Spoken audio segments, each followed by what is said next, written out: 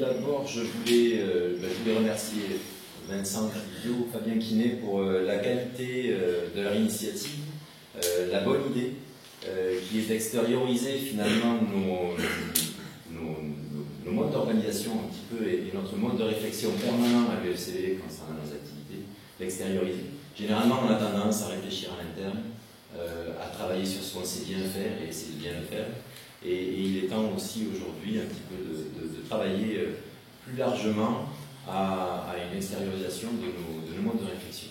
Et je pense que cette journée sera l'occasion justement de partager avec vous dans un mode éducation populaire, comme vient de souligner Vincent, et aussi l'occasion pour moi, qui m'a été donnée, de vous présenter un petit peu les vacances adaptées à l'UFCV.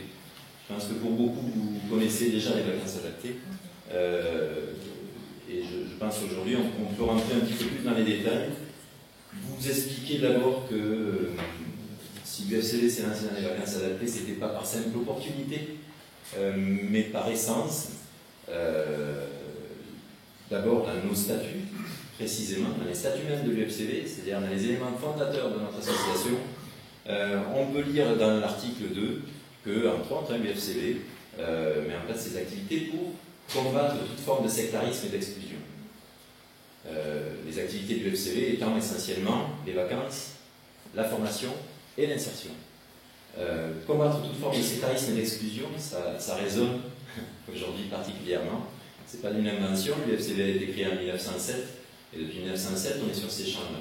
D'autre part, on parle de porter attention aux personnes les plus défavorisées ou fragilisées.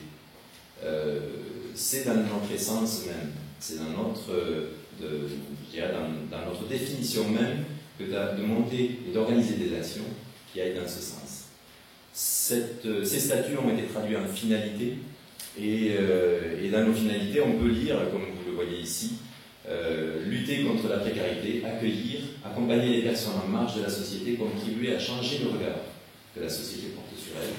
C'est primordial pour la suite de ce que je vais vous expliquer, et faire progresser les politiques d'insertion et d'intégration. C'est-à-dire qu'à la fois l'UFCV se positionne dans ses actions en faisant, et nous sommes convaincus qu'en faisant, on peut faire changer aussi. Alors, on peut faire changer la société de façon générale. C'est une démarche purement d'éducation populaire, mais aussi à vocation politique. Comme le précisait Vincent, bien souvent dans notre société civile, les actions sont organisées en dehors de tout champ législatif ou réglementaire, et c'est bien après, une fois que les actions sont en place, existent vraiment sur le terrain, que les réglementations se mettent en place. Pour le coup, les vacances adaptées sont une définition parfaite de ce que je viens de vous expliquer. Un petit historique peut-être nécessaire sur les vacances adaptées à l'UFCV. Dès la fin des années 60, on voit apparaître dans des comptes rendus d'Assemblée Générale des petits exploits locaux, des enfants en situation de handicap ont été accueillis en intégration.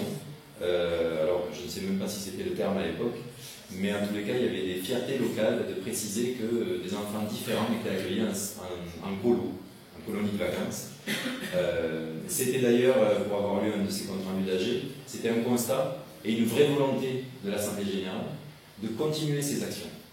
Voilà, d'accueillir des enfants différents en colonie classique, c'était écolo à l'époque.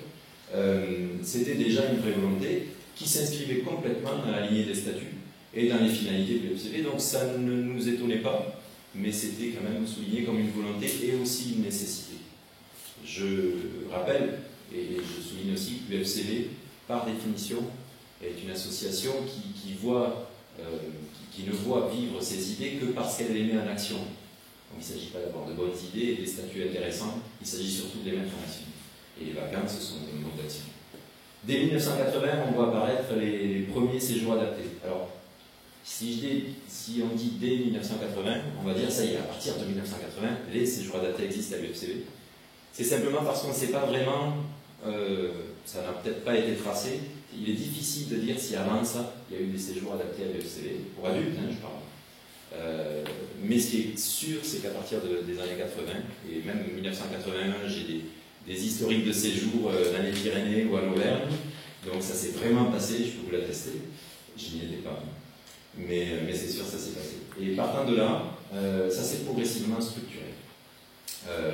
Dès 1994, on observe une dynamique nationale qui s'enclenche.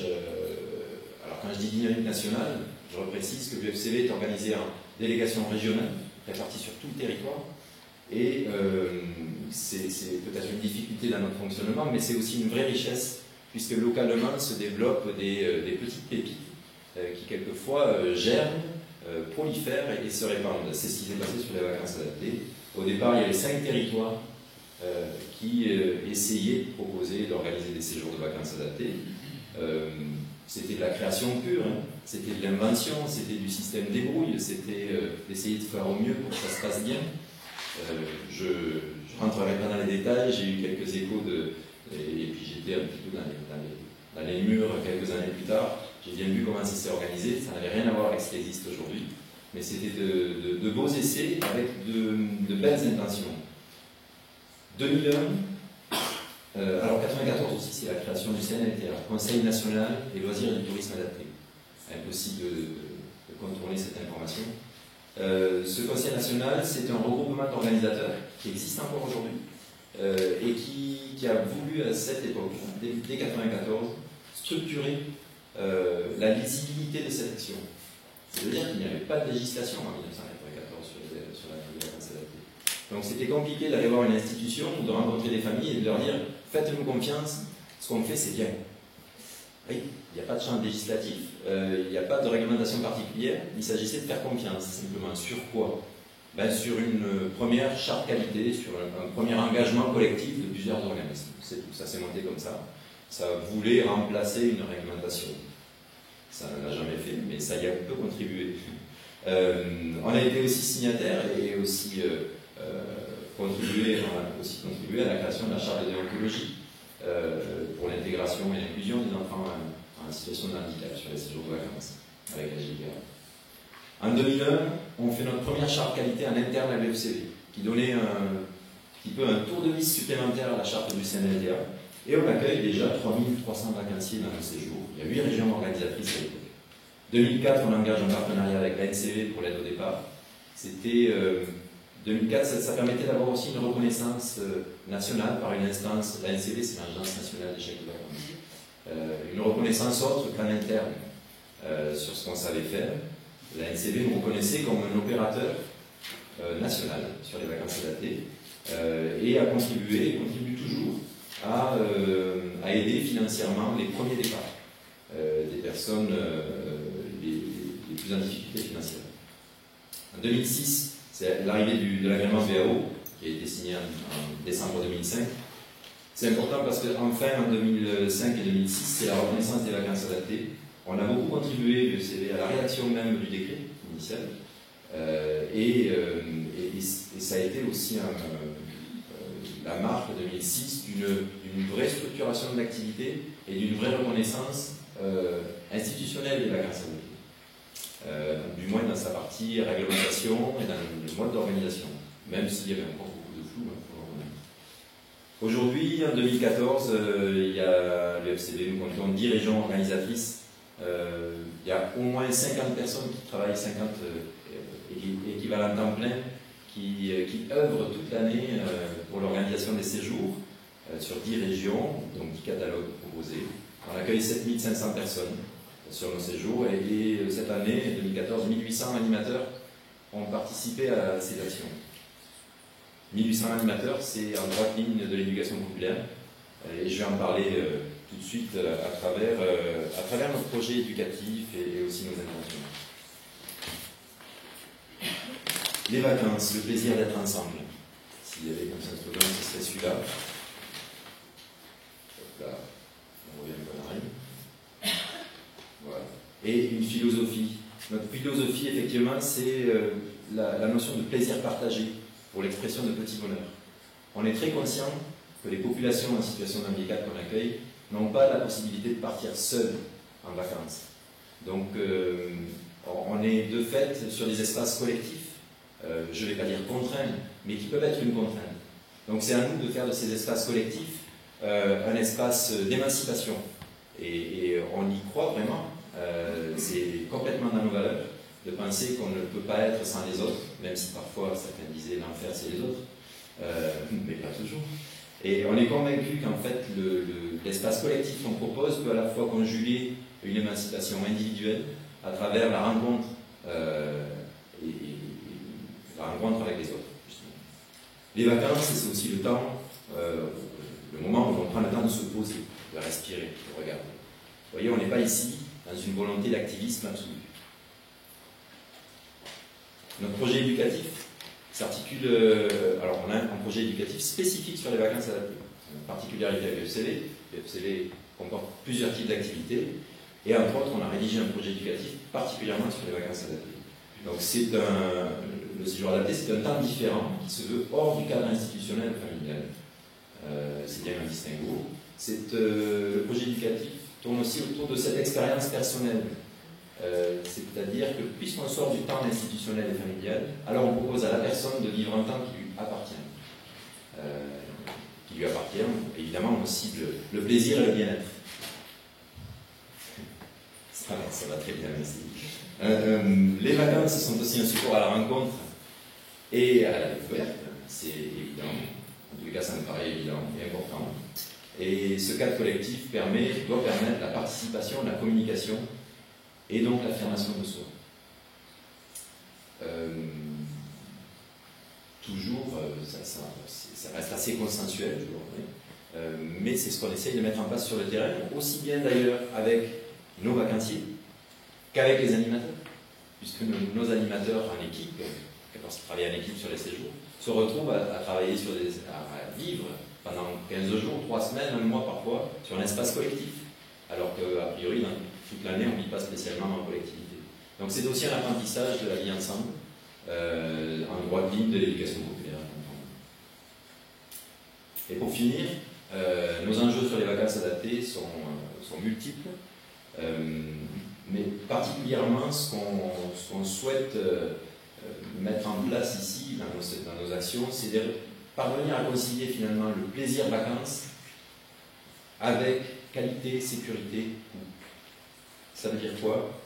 Aujourd'hui, la réglementation qui se met en place et qui va arriver, il y a un nouveau décret qui va naître, qui est déjà signé mais qui n'est pas encore paru, qui doit arriver le 15 janvier, début février, on le verra, va réglementer un peu plus notre activité. Tout ça pour plus de sécurité.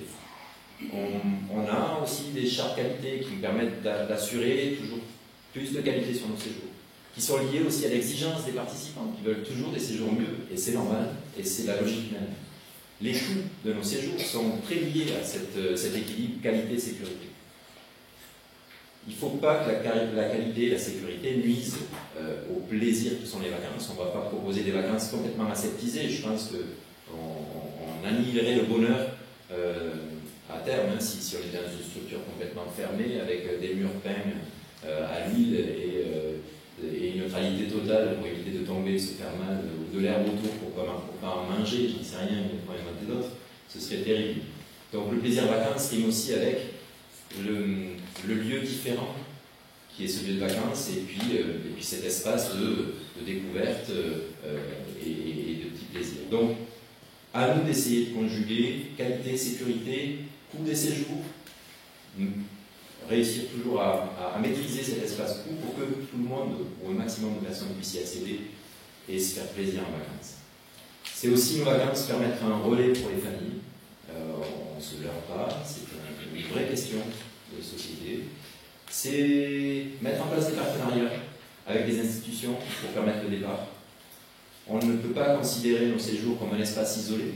On ne peut pas considérer l'accueil de personnes fragiles comme une compétence à part entière. Non, on a besoin de tout le monde pour que les vacances se réalisent, et en particulier des institutions et des familles en amont des séjours. D'où la nécessité de créer ces partenariats. On a besoin aussi de créer et favoriser l'engagement et le volontariat. Je pense aux équipes d'animation. Sans ces équipes sur le terrain, les séjours n'existeraient pas. Clairement. Le moteur des séjours sont nos équipes d'animation. Donc le travail qu'on engage et l'accompagnement, tout l'accompagnement qu'on met en place vers les équipes est primordial pour que ces séjours se passent bien. On peut trouver la plus belle structure qui soit, le meilleur groupe de vacanciers qui soit, si l'équipe n'est pas bonne, le séjour ne sera pas bon. Donc, favoriser l'engagement, le volontariat, c'est aussi envisager une société meilleure, d'être capable de travailler ensemble, de se rencontrer et de partager autour des différences. Enfin, puisqu'on parle de différences, au final, notre activité globale est un moyen de contribuer à faire évoluer le regard sur les différences. Et c'est je ne dis pas que c'est un vœu pieux aujourd'hui, mais quand on voit l'actualité, la perception des différences, elle se trouve à toutes les échelles de notre société. Je suis convaincu que notre action prend vraiment une dimension aujourd'hui populaire et d'éducation populaire. Voilà. Je vais laisser la parole, je vous remercie pour votre attention, et je vais laisser la parole à